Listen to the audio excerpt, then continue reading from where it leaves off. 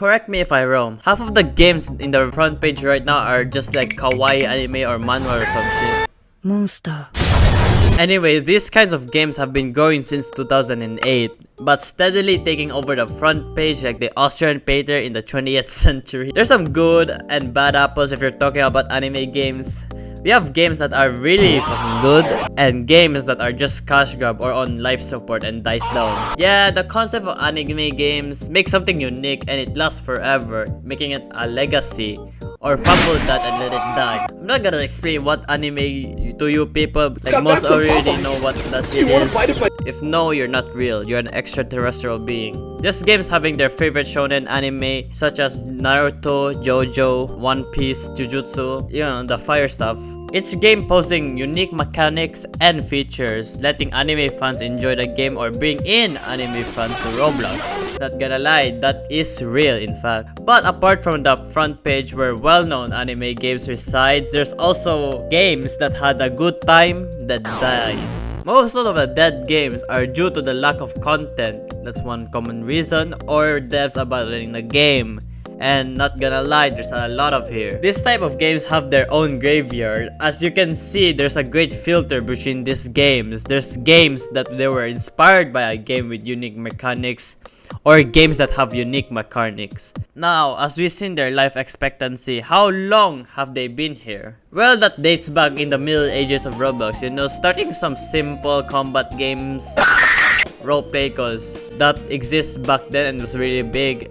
2015 is where they shine, like AOT Downfall, Brick Bronze, DBZ, Final Stand, having more attention in the platform and attracting players to the games. RIP to Brick Bronze, by the way. But 2018 and 2019, this era is different, ladies and gentlemen. I would call this the golden age of anime games. You know, YBA, Blox Fruits, King's Legacy, AOT Last Breath, RIP to that, A Bizarre Day, RIP to that also. Also, there's times where Brick Bronze got annihilated due to a DMCA imposed by Nintendo. Aside from that, there's more versatility and unique game styles that have been added and seen in this kind of era. And now, we have 2020. I'm not gonna name some games y'all already know, they're on the front page, but for some reason, tower defense games are also infused with this anime, so yeah, that's pretty cool, but not my type of game.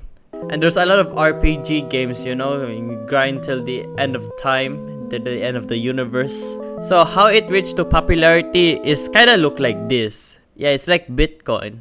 I don't know how the fuck should I reference that. Now, the important part. How good are they?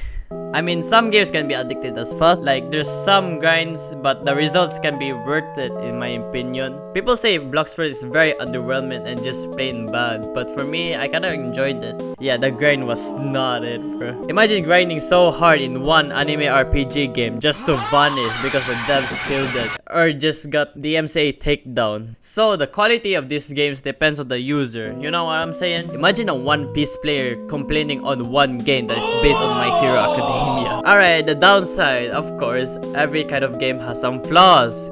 $7,000 for this car, but I got a slight dent in the back. It's always certain that's how the way life goes.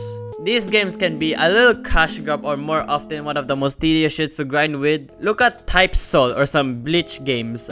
Anime Fighting Simulator, Shindo Life, just to name a few. I have an attention span of a larva and I ain't got time for this, you know? Another one is the longevity of the game. This has been a problem for these types of games, you know?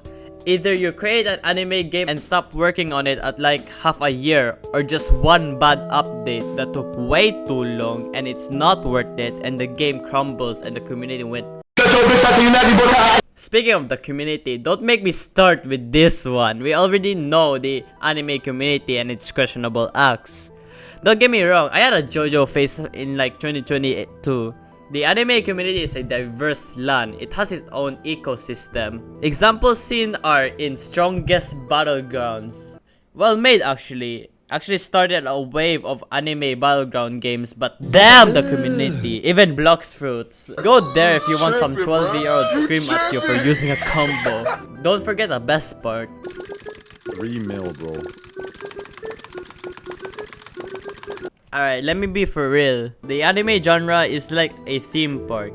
A lot of good games actually. There's some good games and bad games, making it balanced, you know? The community is kind of hopeless in some games, but oh well, we accept the people. Now, after your daily dose of yapping, hope you guys enjoy. Subscribe and like, and thanks for watching.